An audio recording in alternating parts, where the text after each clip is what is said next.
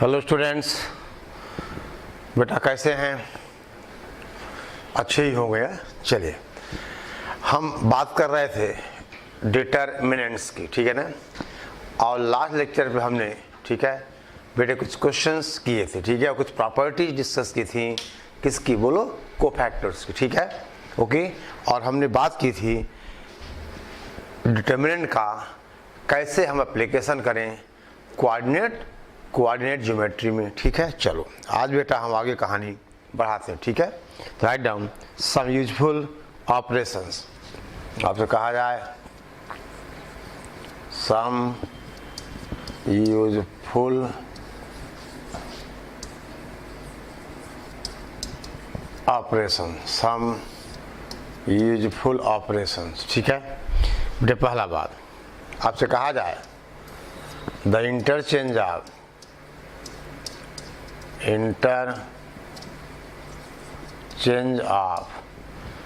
ith row and jth row is ith row and jth row is denoted by that is ri rj। यानी देखिए कि ith रो jth में गया और jth रो कहाँ आ गया? ith में आ गया। यानी अगर हमें ith और jth रोज को इंटरचेंज करना हो तो बेटे हमें लिखना होगा, यानी इसका नोटेशन कुछ इस तरह का है, ठीक है ना। और सिमिलरली कॉलम में क्या करोगे आप? Cij, ठीक है ना, और इस तरह से आप क्या कहोगे? Cj। या this is interchange of ith and jth column, ठीक है।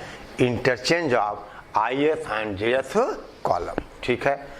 अब बेटा दूसरी बात देखो, आपसे कहा जाए, हम आपसे कहें the addition of m times, देखिए इस बात को देखिए आप, the addition of m times, the addition of m times the elements of jth row, the elements of jth row, ठीक है ना, element of jth row, ठीक है ना, to the corresponding elements of ith row, to the corresponding elements of ith row is denoted by, देखो आपने क्या लिखा बेटा, हम jth रो में m को मल्टीप्लाई करें और उसको हम ith रो में ऐड करें, तो बेटा यहाँ पे ये चेंजेज आएगा वो ith पे आएगा, यानी ri is equal to ri plus mrj। इस बात को ध्यान दो, यानी हमने किया क्या कि jth रो को, दे बेटा हमने jth रो को m से मल्टीप्लाई किया और ith रो में ऐड कर दिया, यानी अब ith रो जो होगा वो इस तरह से लिखा जाएगा, ठीक है। अब जैसे एक छोटा सा एग्जांपल कर लें तो शायद आपको ज़्यादा आसानी हो जाए, ठीक है बेटा। यानी इसको क्या पढ़ोगे आप? ri goes to ri plus mrj, यानी jth रो को हमने m से मल्टीप्लाई किया और उसको ith रो में ऐड कर दिया, तो चेंजेस कहाँ आएंगे? ith रो में, यानी ri को आप ऐसा लिखोगे, यानी ri प्लस mrj।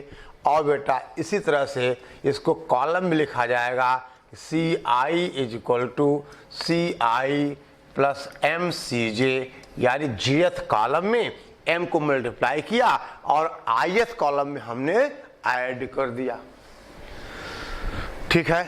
अब जैसे देखो, मान लो बेटा आपसे कहा जाए, इसका एग्जाम्पल आपको बता देता हूं मैं, इतना आप नोट कर लीजिए। यानी R I goes to R I plus M R J का मतलब जेथ रो को हमने एम से मल्टीप्लाई किया और आईथ रो में क्या किया बेटा, ऐड कर दिया। तो चेंजेस कहाँ आए, वाई आईथ रो में, यानी R I goes to R I plus M R J. ठीक है, अब देखो समझो बेटा बात को।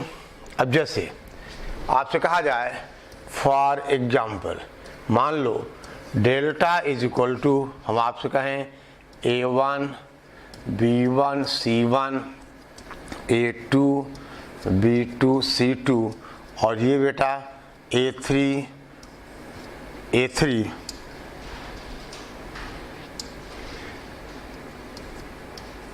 B3 और ये है C3।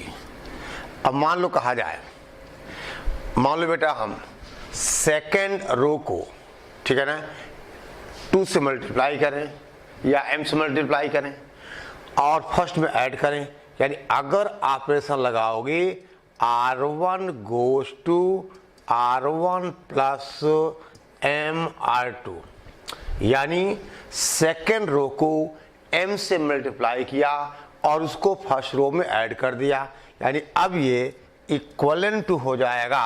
दैट देखो सेकेंड रो यानी A1 प्लस M A2, समझ गए बेटा, यानी R1 goes to R1 plus M R2 और दूसरा क्या होगा, ये हो जाएगा B1 प्लस M B2, फिर होगा C1 प्लस M C2 और बेटे बाकी R2 और R3 में कोई चेंज नहीं होगा। ये A3 हो गया, ये B3 हो गया और ये C3 हो गया, यानी ये बेटा R1 गोज टू ऐसा, समझ गए। और यही काम बेटा अगर हम कॉलम पे करते, यानी अगर हम बेटे ऐसा लिखते, इधर देखो अगर हम लिखते कि C1 goes to C1 plus M C2, तो अब इस केस में क्या होता ऑपरेशन, ये देखो अब चेंजेस कहाँ आएंगे, C1 में आएंगे, यानी C2 को आप M से मल्टीप्लाई करोगे, A1 प्लस M ये B1 हो गया और A2 प्लस M B2 हो गया और A3 प्लस M B3 हो जाएगा और देन B1 B2 B3 और बेटा C1 C2 और C3, ये है, ठीक है ना। यानी अगर आपने अप्लाई किया कि बेटा R1 goes to R1 plus R2 तो आपको ये मिल गया। अगर आपने अप्लाई किया C1 goes to C1 plus MC2 तो आपको ये मिल गया, ठीक है। ये कुछ बेटा क्या है, सम यूजफुल नोटेशंस। आए बात समझ में। अब देखो जैसे आप चाहो बेटा आप ऐसा कुछ करो, ये नोट करो पहले इतना, ठीक है ना। अब ऐसे हम चाहें तो 2 रोज को देखो कैसे, देखिए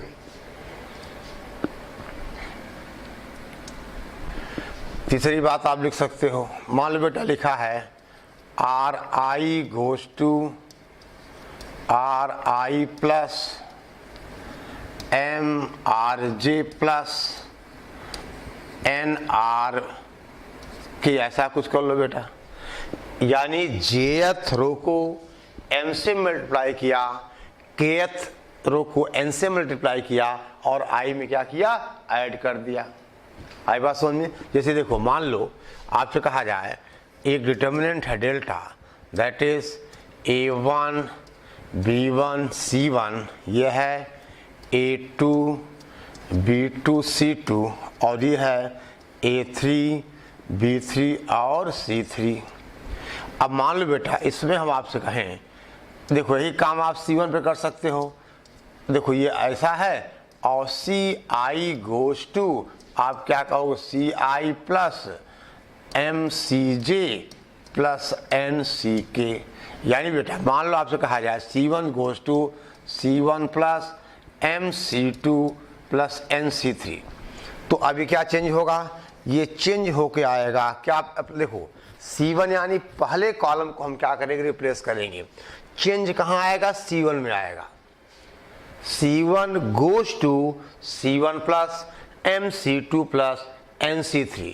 तो यानी हम सेकेंड रो को, सेकेंड कॉलम को M से मल्टीप्लाई करें, थर्ड कॉलम को हम N से मल्टीप्लाई करें। This is A1 plus MB1 plus NC1। फिर बेटा A2 plus MB2 plus NC2 and then A3 plus MB3 plus NC3। बाकी दो कॉलम B1, B2, B3 और C1, C2, C3 बेटे क्या हैं, एज इट इज। यानी इस पे हमने क्या अप्लाई किया, C1 goes to C1 plus MC2 plus NC3। ठीक बेटा, क्लियर? वो कितना नोट करिए। और अब आप लिखिए प्रॉपर्टीज ऑफ डिटरमिनेंट्स, यानी डिटरमिनेंट्स की हम बेटे कहें प्रॉपर्टीज। ठीक है ना, प्रॉपर्टीज ऑफ डिटरमिनेंट्स। ठीक है, लिखिए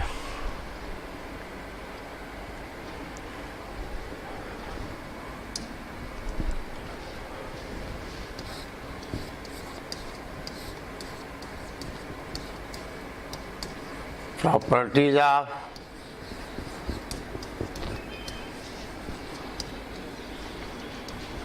डिटरमिनेंट्स। देखिए बेटा, हमारे सिलेबस में जनरल सेकेंड और थर्ड ऑर्डर का ही डिटरमिनेंट है। ठीक है ना, तो ये प्रॉपर्टी सारा हम थर्ड ऑर्डर पे ही डिफाइन बताते चलेंगे। ठीक है ना, तो चलिए बेटे, पहली प्रॉपर्टी है, देखिए आप समझ लो बेटा, अगर हम किसी डिटरमिनेंट के रोज और कॉलम्स को इंटरचेंज करें तो वैल्यू ऑफ डिटरमिनेंट अनचेंज, यानी by interchanging rows and column. ठीक है ना, okay, by interchanging rows and columns, by interchanging rows and columns of a determinant, its value does not change. Its value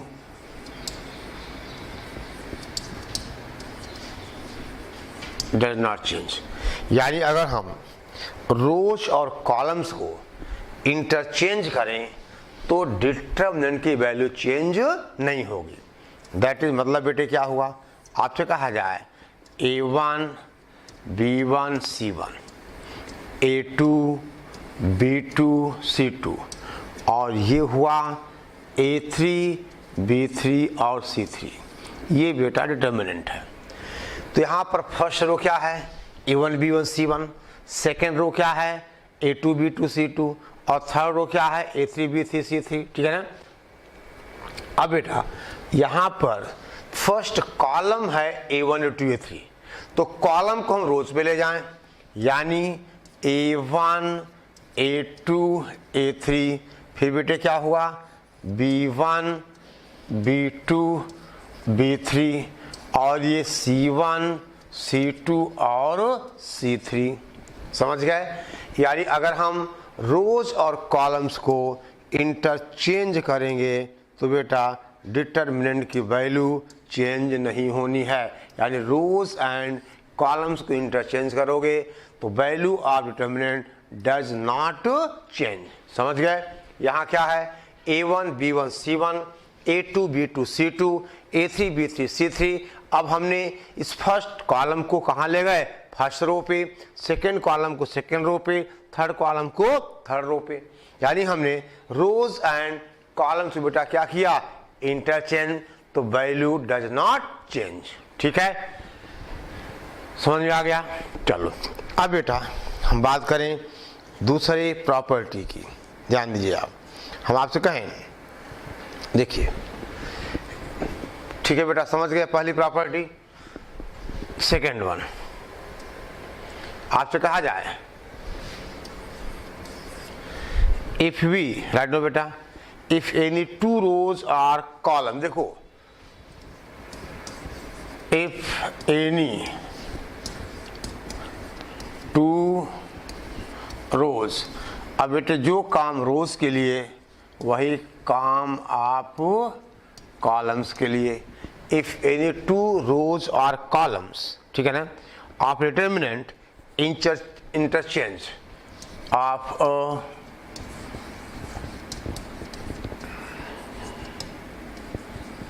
determinant interchange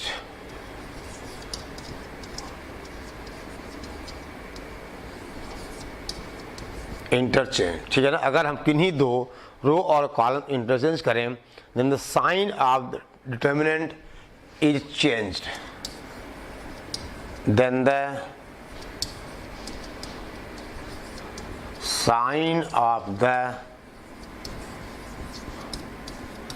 determinant is changed।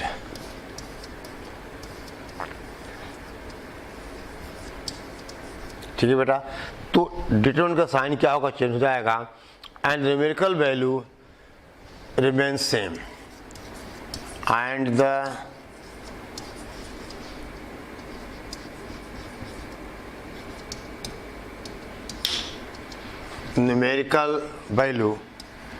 numerical value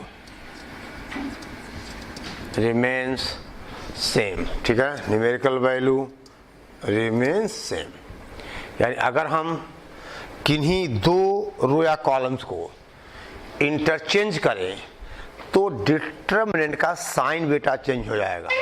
अगर value plus है तो minus, minus है तो plus, लेकिन उसकी numerical value बेटा change नहीं होगी। ठीक है ना, इट्स न्यूमेरिकल वैल्यू आपसे कहा जाए, it's numerical value does not change, या न्यूमेरिकल वैल्यू रिमेन्स सेम। ठीक है ना, यानी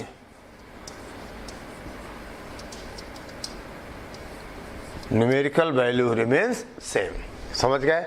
यानी अगर हम देखो बेटा कैसे समझो आप इसको, मान लो डेल्टा इज इक्वल टू है A1 B1 C1, ये है A2 B2 C2 और this is A3 B3 and C3।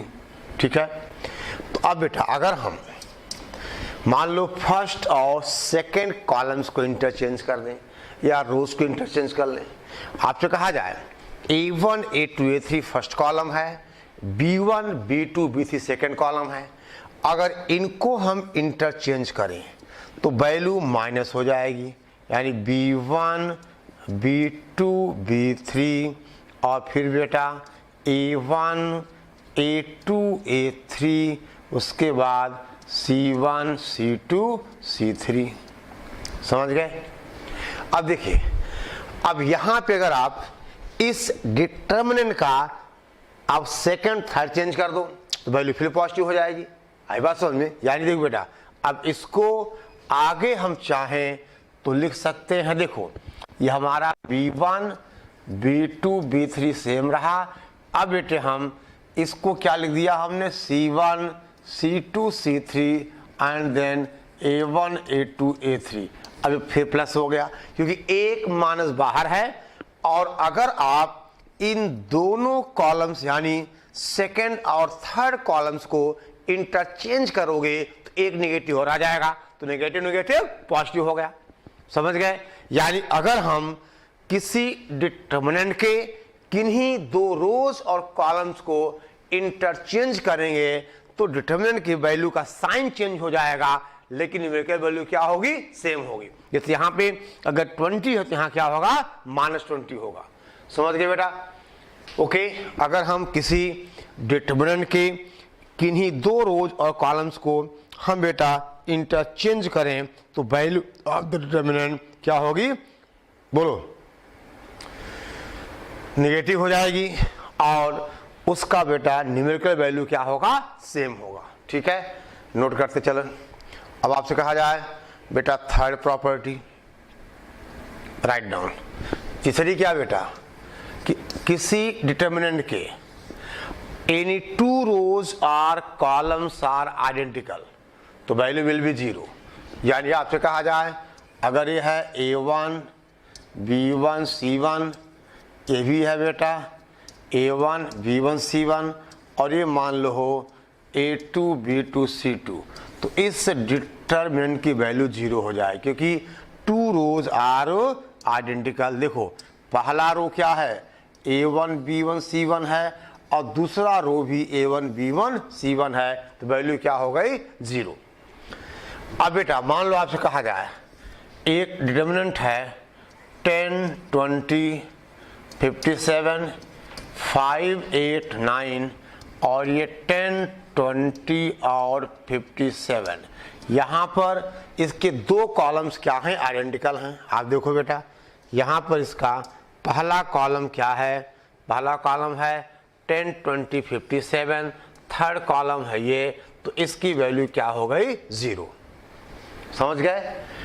अगर हम देखें बेटा किसी डिटरमिनेंट में any two rows or columns are identical, then value of the determinant will be 0। ठीक है बेटा, value of determinant will be 0। समझ गए बेटे? ओके, यानी यहाँ पे फर्स्ट रो और सेकेंड रो इक्वल हैं, वैल्यू भी 0 हो गई। यहाँ फर्स्ट कॉलम और थर्ड कॉलम सेम हैं, वैल्यू 0 हो गई। ठीक है, ओके।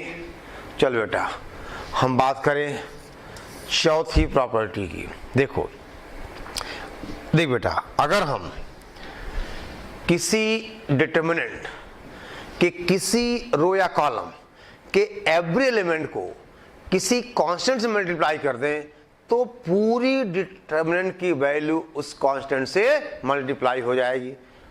देखो समझ सकते हो आप, आपसे कहा राइट डाउन, लिखो बेटा, if the elements of any row or any column, if the elements of any row or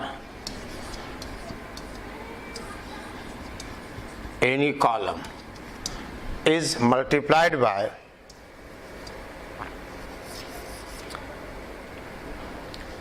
एक सेकंड बेटा,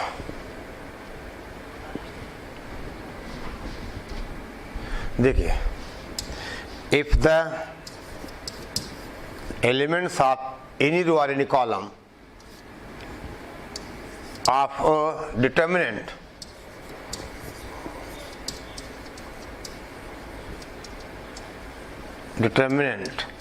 are multiplied by a constant k, then value of the whole value of the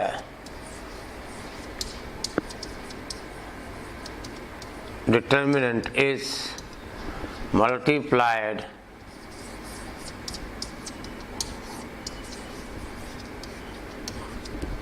by के। समझ गए? यानी अगर हम किसी भी एक रो और किसी भी एक कॉलम को अगर बेटे हम मल्टीप्लाई कर देंगे किसी कांस्टेंट से, तो उस डिटरमिनेंट की वैल्यू यानी बेटा पूरा वैल्यू के से क्या होगी मल्टीप्लाई हो जाएगी। कैसे? देखो आप ध्यान दो बेटा, मान लो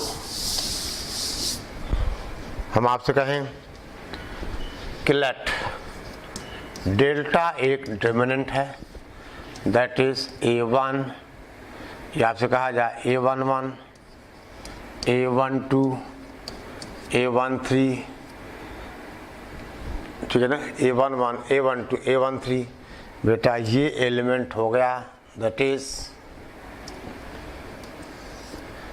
A21, A22, A23, A31, A32, A33। तो इसकी वैल्यू मान लो हमने कहा A11, इसका कोफैक्टर C11, ठीक है बेटा,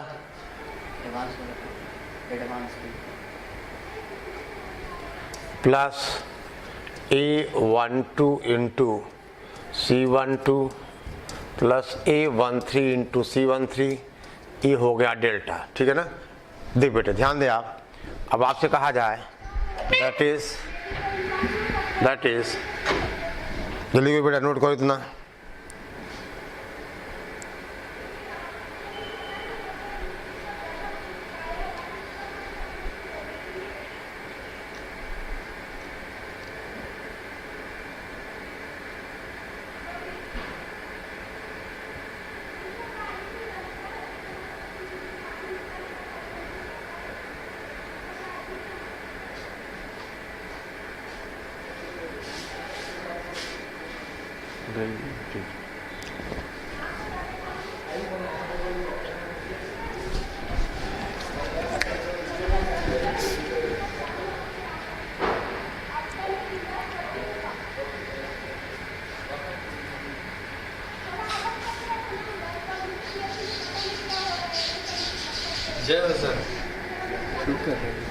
चलो बेटा लिख लिया आपने।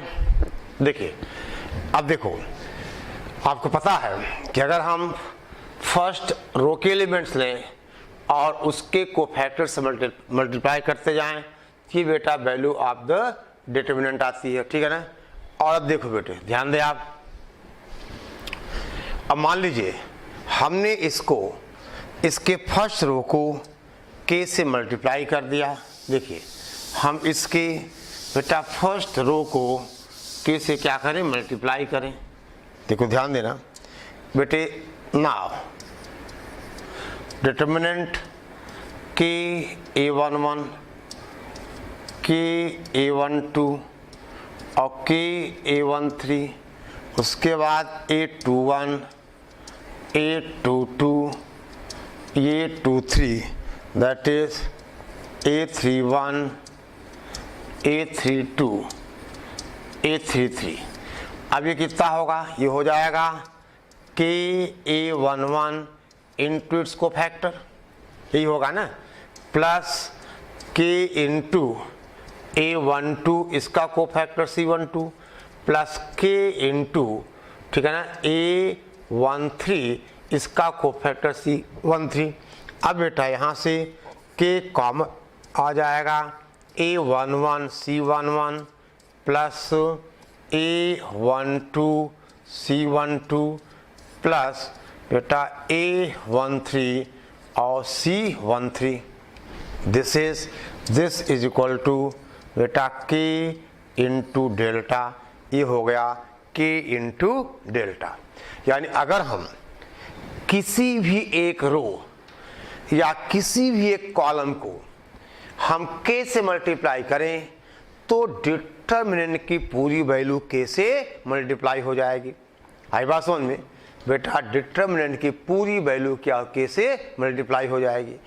अगर आप फर्स्ट रो को के से मल्टीप्लाई कर दो और सेकेंड रो को भी के से मल्टीप्लाई कर दो तो वैल्यू के स्क्वायर से मल्टीप्लाई हो जाएगी। आई बात समझ में। अगर आप फर्स्ट कॉलम को के से मल्टीप्लाई कर दो, सेकेंड कॉलम को भी के से मल्टीप्लाई कर दो, थर्ड कॉलम को भी के से मल्टीप्लाई कर दो तो वैल्यू क्या होगी, के क्यूब से मल्टीप्लाई हो जाएगी। आई बात समझ बेटा।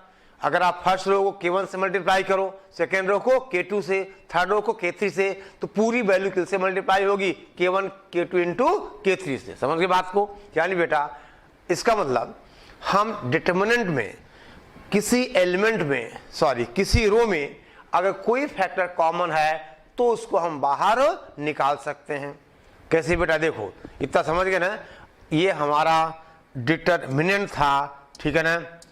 इसके फर्स्ट रो को हमने के से मल्टीप्लाई किया तो पूरी वैल्यू क्या हो गई, के से मल्टीप्लाई हो गई।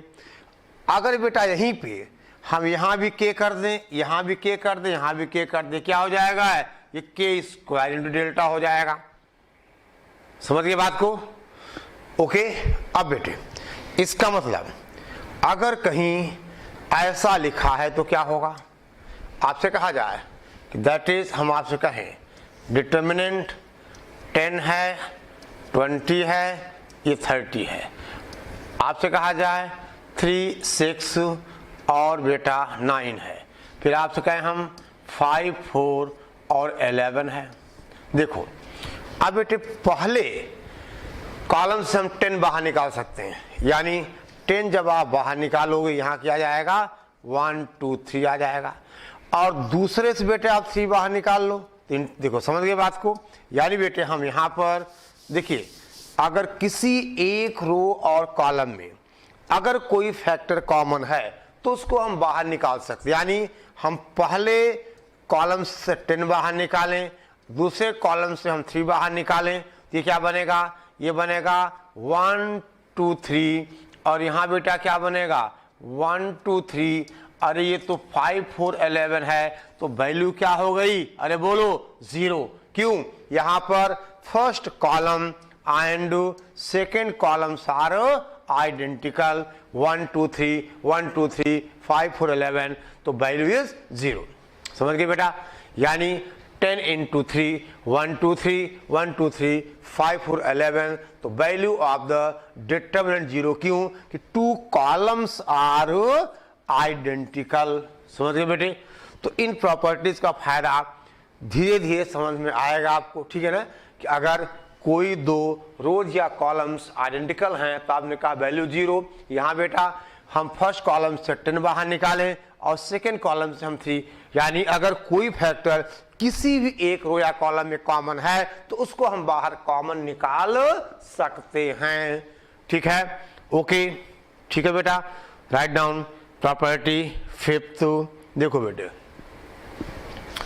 समझो बात को, इतना आप नोट कर लीजिए, फिर हम बात करें बेटा प्रॉपर्टी 5th की। ठीक है, देखिए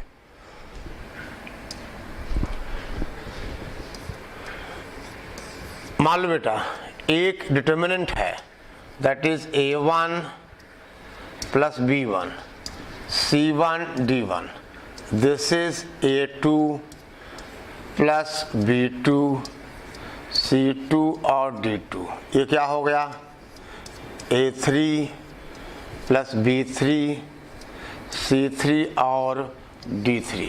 ठीक है ना, ऐसा है बेटा, यानी फर्स्ट कॉलम 2 एलिमेंट्स का सम है।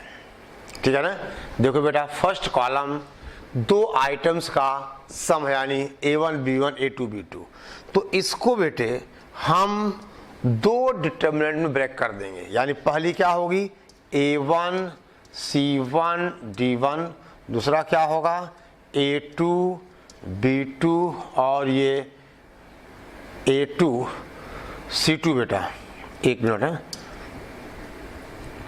A2 C2 और ये बेटा D2।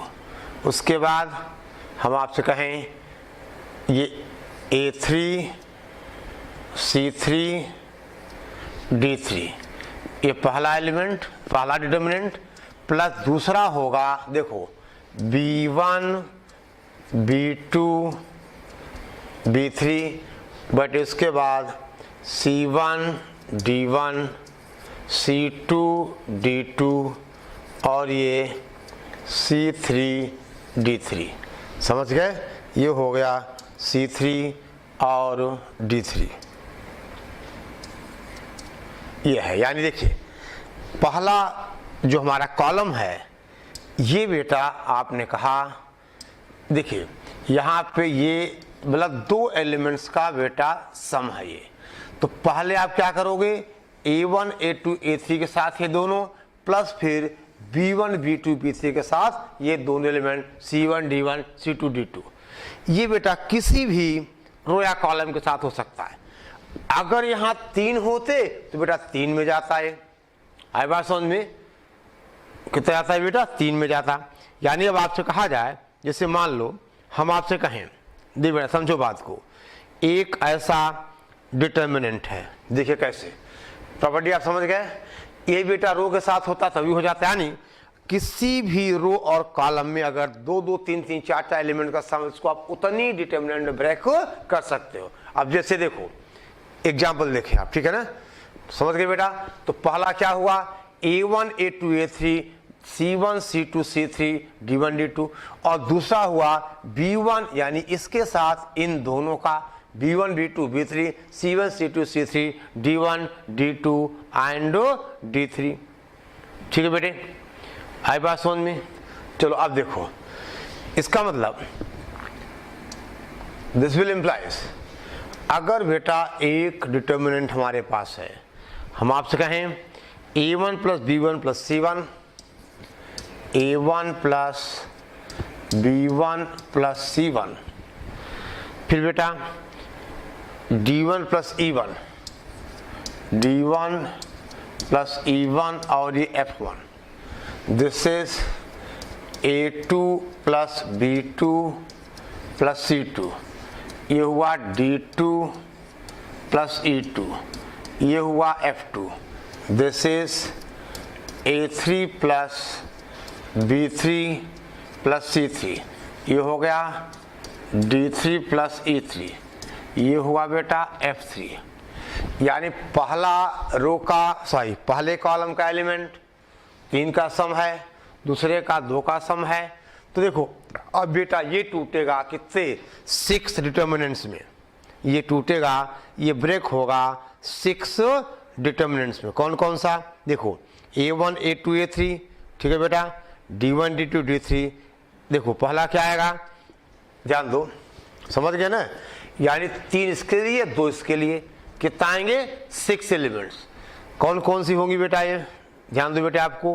पहला क्या आएगा A1 A2 A3, देखो एक बेटा A1 A2 A3 and then D1 D2 D3, उसके बाद बेटा F1 F2 F3, एक ये हो गया। फिर बेटा इसी के साथ आप E1 E2 E3 ब्रेक कर दो, यानी प्लस का क्या होगा, डिटर्मिनेंट A1 A2 A3 और देन बेटा E1 E2 E3 and then F1 F2 बेटा F3 और प्लस, समझ गए ना? यानी A1 A2 AC के साथ 2 आ गए, ऐसे बेटा B1 B2 B3 के साथ 2 आ जाएंगे और C1 C2 C3 के साथ भी 2 आ जाएंगे। तो आगे का आप खुद लिखोगे, आगे क्या लिखोगे बेटा? देखो A1 के साथ हो गया, अब बेटा क्या आएगा B1 B2 B3, बोलो D1 D2 D3 और उसके बाद बेटा F1 F2 और F3, ये हो गया। चलो उसके बाद बेटे यहाँ देखिए आप प्लस का, जैसे आपने, अच्छा अभी एक और आएगा, यानी B1 B2 B3, उसके बाद बेटा बोलो E1 E2 E3, that is F1 F2 और F3, प्लस बेटे ऐसे 2 और आ जाएंगे किसके साथ, C1 C2 C3 वाले। यानी कितना हुआ ये 6 में। यानी बेटा अगर फर्स्ट रो में P एलिमेंट्स का सम है, सेकेंड में Q एलिमेंट्स का सम है, थर्ड में R एलिमेंट का सम है, तो नंबर ऑफ डिटर्मिनेंट्स में कितना ब्रेक आएगा, P into Q into R में ब्रेक होगा। आई बात समझ में? यहाँ देखो फर्स्ट कॉलम 3 एलिमेंट्स का सम था, सेकेंड कॉलम बेटा 2 एलिमेंट्स का सम था और थर्ड F1 F2 F3 था। तो हमने बेटा इस डिटर्मिनेंट को ब्रेक कर दिया कितने में, बोलो 6 डिटर्मिनेंट्स में। समझ गए बात को? यानी ये बेटा डिटर्मिनेंट ब्रेक हुआ 6 डिटर्मिनेंट्स में, ठीक है ना? अब बेटे हम थोड़ा 1-2 क्वेश्चन करते हैं, फिर आगे हम सवाल करेंगे, ठीक है ना? अभी अभी कुछ सवाल करते हैं, आगे हम प्रॉपर्टी डिस्कस करेंगे, ठीक है ना? ओके, चलो देखो बेटा एक क्वेश्चन लिखो आप, राइट डाउन। हम एक सवाल लिखें, देखिए आप,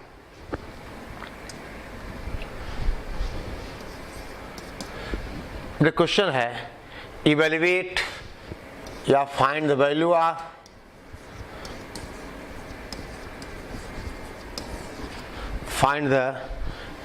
ऑफ ठीक है ना?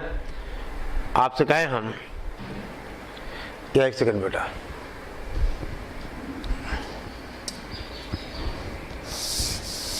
क्वेश्चन है use the properties of determinant prove that, बेटा हमें प्रूव करना है कि डिटर्मिनेंट b प्लस सी, ठीक है ना, q प्लस आर, यानी बेटा ध्यान दो, हमें बेटे प्रूव करना हो कि b प्लस सी, देख बेटे ध्यान दे आप, prove that alpha beta gamma, determinant alpha beta gamma, then beta theta phi psi, theta phi psi, and that is lambda mu nu, ठीक है ना, आपसे कहा जाए लैम्डा म्यू और बेटा ये न्यू, देखो समझना बात को, ये बेटा गामा है, ठीक है ना, अल्फा बीटा आपसे कहा जाए गामा, ये लैम्डा म्यू, और इसको बेटा हम चाहें तो ऐसा लिख दें, ये लिख दिया, ठीक है ना। इसको हमें देखो प्रूव क्या करना है, ये प्रूव करना है, लिखो beta alpha gamma, this is they बेटा बीटा अल्फा और गामा, ठीक है ना। देन हमें प्रूव करना बेटा म्यू, ठीक है ना, lambda, this is mu lambda nu, ठीक है ना, और देन अगला बेटा theta phi theta psi, that is phi theta psi, ये प्रूव करना है। देखो समझो बात को, देखिए अब बेटा आप देख रहे हो केवल ये कॉलम्स का बेटा क्या है, इंटरचेंज है, ठीक है ना। देखिए अब क्या करें, पहली बार जो LHS है वो क्या बेटा अल्फा बीटा गामा, देखिए यानी हमारा जो बेटा LHS है ये क्या है alpha beta gamma theta phi psi lambda mu और ये ईटा, ठीक है ना। अब देखो इसका हम रो और कॉलम्स इंटरचेंज कर दें, कितना आ जाएगा, ये अल्फा थीटा लैम्डा हो जाएगा, देन बीटा फाई और ये बेटा क्या हुआ, देखो हम रोज और कॉलम्स को बेटा अरेंज कर रहे हैं, हम इंटरचेंज कर रहे हैं, यानी यहाँ अल्फा फाई और ये देखो बेटा ध्यान देना, एक ये थीटा है ना, अरे ये बेटे थीटा है, ये लैम्डा है, तो क्या हुआ ये अल्फा थीटा लैम्डा, देन बेटे बीटा फाई और ये म्यू हो जाएगा, ठीक है बेटा। देन आप कहोगे ये क्या हुआ गामा, ये साई और ये ईटा रह गया, ठीक है ना। अब देखो समझो बात को, ये हो गया बेटा। अब आप ये देखो अगर हम C2 और C3 को देखो, समझो बेटा यहाँ हमें क्या ले आना है, ये बीटा है, देखिए गामा, ठीक है ना। तो अब क्या करें हम बेटे C2 और C3 इसका इंटरचेंज कर दें, यानी देखो आपसे कहा जाए अब ये अल्फा बीटा गामा, यहाँ लैम्डा म्यू ईटा और ये थीटा फाई और साई, तो एक बेटा माइनस आ जाएगा। हमने पढ़ा है ना कि अगर हम टू कॉलम्स रोज और कॉलम्स को इंटरचेंज करेंगे तो वैल्यू क्या हो गई, माइनस हो गई। बोल बेटा वैल्यू क्या हो गई, माइनस हो गई। अब आप ये देखो अब हमारा आंसर क्या है, beta mu phi first row में है, तो अब यहाँ हम क्या करें, यहाँ बेटे क्या किया हमने C2 और C3 को इंटरचेंज किया। बोलो समझ गए ना, ये हमारा C2 है, ये C3 है, इनको इंटरचेंज करोगे एक निगेटिव आ जाएगा और आ गया वो, ठीक है ना। अब बेटा फिर क्या करें, अब हम R1 और R2 को इंटरचेंज कर दें, तो अगर R1 R2 इंटरचेंज करोगे तो एक माइनस और आ जाएगा और वो प्लस हो जाएगा और वही हमारा आंसर हो गया। अगर बेटे इसको इंटरचेंज करें तब ये प्लस हो जाएगा, और देखो क्या आ गया, ये आ गया बीटा म्यू, और बोलो ये क्या है, फाई है बेटा। उसके बाद क्या आ गया, ये आ गया हमारे पास alpha gamma theta, alpha gamma और थीटा। थर्ड बेटा चेंज नहीं होगा, ईटा, और क्या हो गया ये साई। देख लो बेटे, ये हमारा प्रूफ हो गया, यही हमें प्रूफ करना था। यानी हमने क्या किया, पहले स्टेप में रोज एंड कॉलम्स को इंटरचेंज किया, और दूसरे स्टेप में बेटा C2 C3 को इंटरचेंज किया, एक माइनस आया, और थर्ड स्टेप में हमने R1 R2 को इंटरचेंज किया। ठीक है ना, तो माइनस माइनस प्लस हो गया। एक माइनस यहाँ है क्योंकि आपने सेकंड और थर्ड रोज को इंटरचेंज किया, कॉलम्स को इंटरचेंज किया। एक माइनस और आएगा जब आप फर्स्ट और सेकंड रोज को इंटरचेंज करोगे, और ये बेटा आंसर आपके सामने लिखा हुआ है। ठीक है ना, नोट करिए इसको। ठीक है, और बेटा अब हम बाकी का काम, बाकी प्रॉपर्टीज नेक्स्ट लेक्चर में।